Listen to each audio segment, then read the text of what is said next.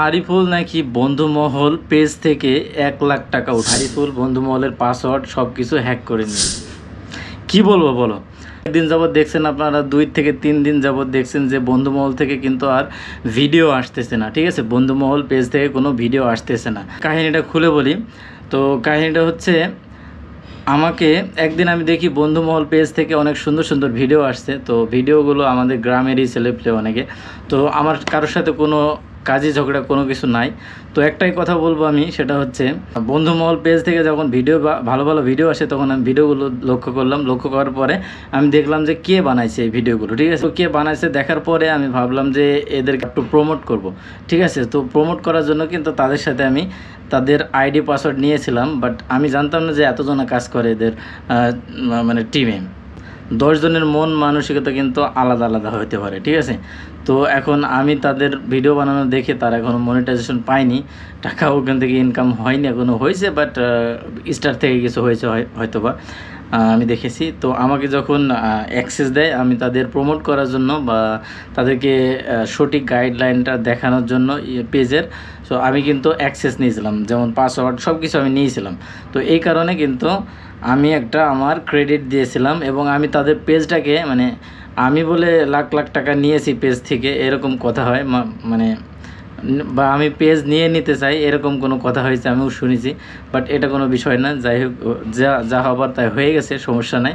But আমি বলতে চাই ওই পেজ থেকে নেওয়ার পরে আমি অ্যাক্সেস নিয়েছিলাম, নেওয়ার পরে অ্যাডমিন না, পুরো ডাইরেক্ট অ্যাক্সেস নিয়েছিলাম। নেওয়ার পরে তাদের পেজে আমি ভেরিফাইড করে দিয়েছি। ঠিক আছে, না আমার নিজের টাকা খরচ করে আমি ভেরিফাইড করে দিয়েছি, ভেরিফাইড পেজ নিয়ে দিয়েছি। অ্যান্ড ওই ভেরিফাইড পেজ নিলে কিন্তু ফেসবুকের সাথে ডাইরেক্ট কথা বলা যায়, কিভাবে কি সমস্যা, মনিটাইজেশন কেন হয় না, এই বিষয়ে কথা বলার জন্য আমি নিজের পকেটের টাকা খরচ করে তাদের 1 মাসের জন্য ভেরিফাইড পেজটা নিয়ে দিয়েছি।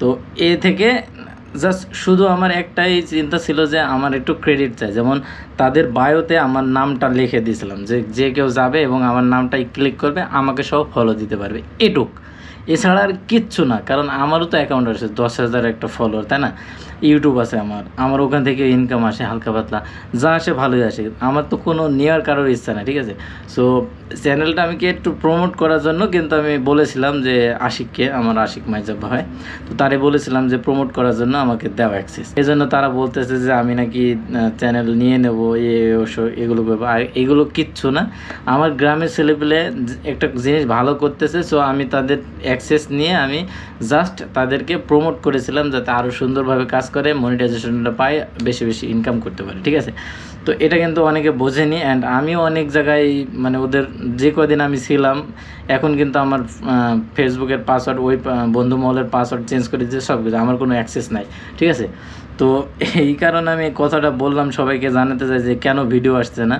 ভিডিও না আসার মূল কারণ হচ্ছে এটাই যে ওই চ্যানেল ভাগাভাগি হবে, পেজ ভাগাভাগি হবে, সব কিছু ভাগাভাগি হবে, তারপরে নতুন করে তারা কাজ করবে, কে কোথায় যাবে সেটা। কিন্তু কে বা কারা কাজ মানে করছে এগুলো আমি কিছু জানি না, বাট আমি অ্যাক্সেস নিয়েছিলাম এটাই জানি।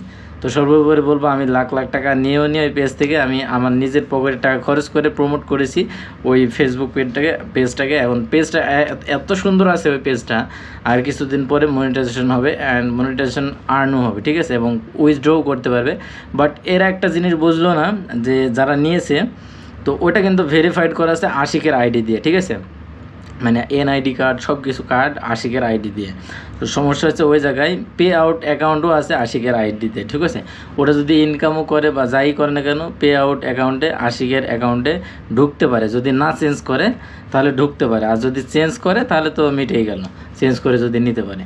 তো আমি সর্বোপরি সব কিছু বলে দিয়েছি পেজের বিষয়ে। আর আমার কাছে কোনো পেজের অ্যাক্সেস নাই, এটা একদম 100% শিওর। আর আমার কাছে পেজ আমি কখনো নেওয়ারও ধান্দা করিনি, চিন্তাও করিনি। ঠিক আছে, জাস্ট আমি প্রমোট করেছিলাম, আমাদের গ্রামের ছেলেপেলে ভালো করছিল তাই।